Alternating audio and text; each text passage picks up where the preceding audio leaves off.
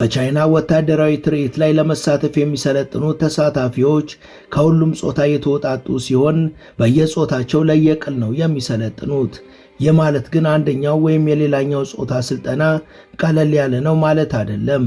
ቻይና ለሕዝብ እይታ የምታበቃቸው ማንኛውም ትርኢቶች ወይም ትዕይንቶች ፍጹምና እንከን የለሽ እንደሆኑ ስልጠናው ሚዛኑ ያህል ከባድና እልህ አስጨራሽ ነው።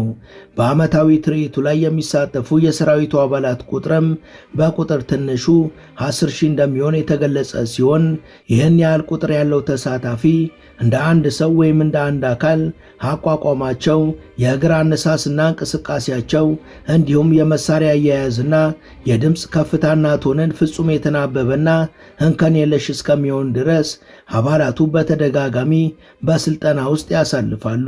ከዛም ወደር የለሹን ትዕይንት ያቀርባሉ።